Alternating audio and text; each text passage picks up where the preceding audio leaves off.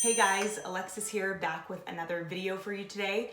And for those of you who don't know me, I am a licensed esthetician as well as a licensed laser hair removal technician. And throughout my time of being in the industry, my main niche in the skincare realm has been dealing with acne. So today's video is going to be all about some tips to help you most effectively deal with your acne. And I would encourage you to kind of listen today to break some bad habits, as I will also be kind of throwing in some myths and misconceptions about acne. So with that being said, I did just want to give a disclaimer before hopping into it that I am not sponsored by any products or anything that I recommend today, and everything that I recommend is always purchased through the one and only. So yeah, let's go ahead and jump right into it.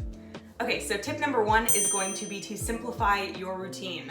In today's consumer culture and just our need for our skin to always look perfect, at least for most people, oftentimes that leads to this kind of sense of urgency to clear up your skin.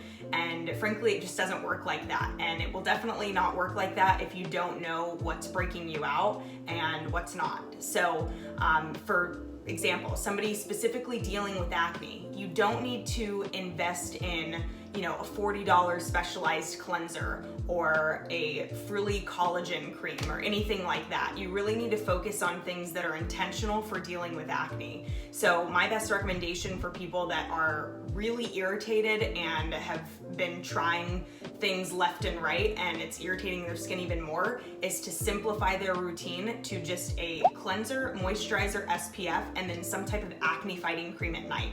And when you're choosing that cleanser, moisturizer, and SPF, I always say that you want them to be non-comedogenic, which is basically just a fancy word for pore clogging. And I'll tell you how you can kind of figure that out in a second.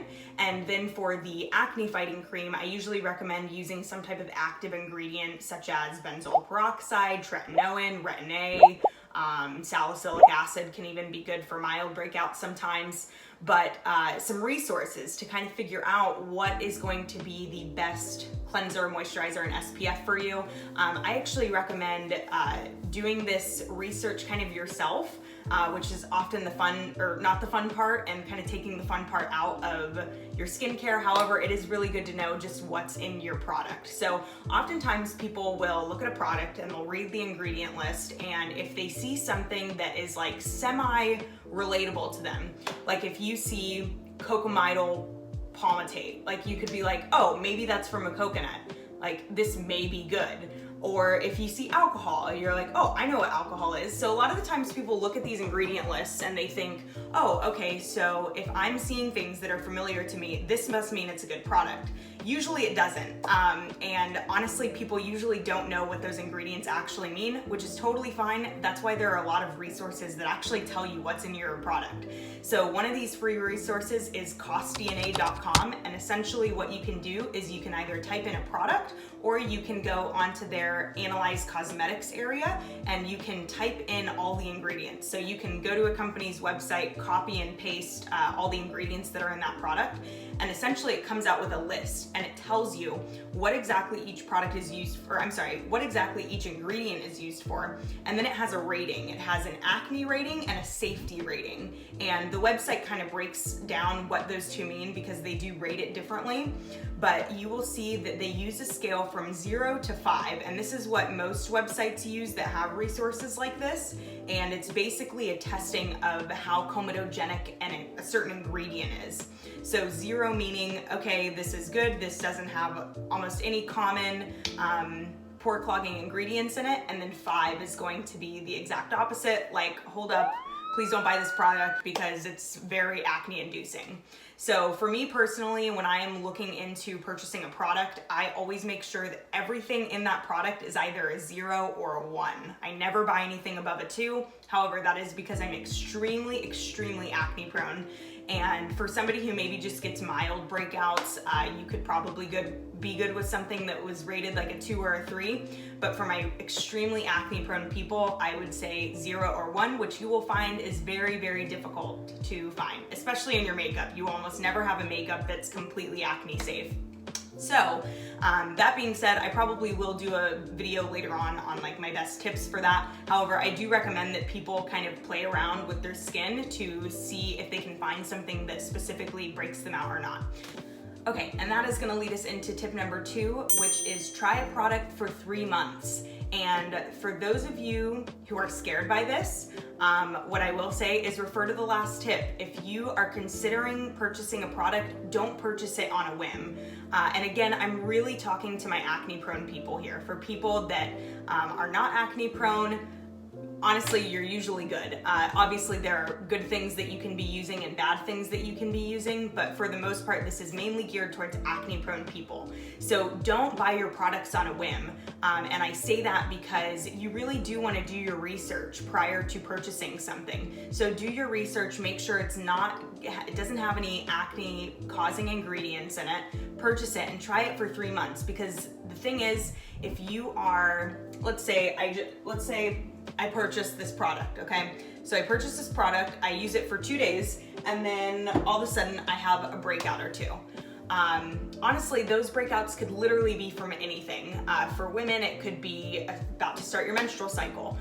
It could be a diet thing. It could be something that you ate that just triggered acne. So it could be a whole slew of different things, or it could be a product that you're already using. So I say this because research has actually shown, one of the people that I follow the most, his name is Dr. James Fulton. He actually recently passed away, but he is like the leading researcher when it comes to acne, and he wrote a profound book called AcneRx, stating all of his studies that he's ever done on acne before. And he actually said that acne can sometimes take a month to 3 months to form. So if you're breaking out, keep in mind that that could be a product from 3 months ago.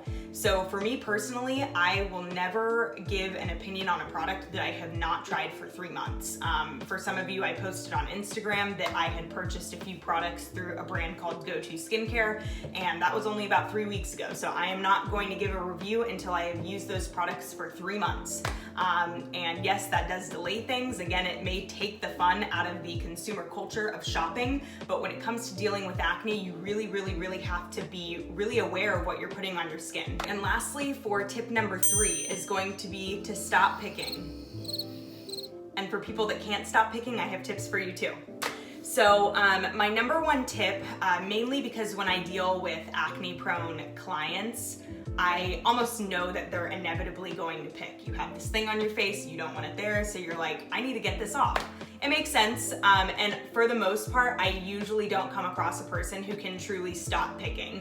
So I do have some tips to kind of help aid with this. So when you are going to pick at your skin, it is really important that you never use your actual nails. So I would recommend actually getting some tissue or even some toilet paper and wrapping it around your finger, almost like a cot, to kind of provide cushion. And you only ever want to lightly squeeze around the blemish, and you can even try going in different directions until something comes out. And usually a good indicator for this is if it has a head. So if it has a head, I usually tell people, you can safely pick it. I usually don't recommend that people purchase extractors, just because honestly, you can kind of go a little ham on your skin with extractors. Like, I noticed that sometimes people apply like way too much pressure, and it can kind of contribute to that post-inflammatory hyperpigmentation that usually happens after we have a blemish that's healing up.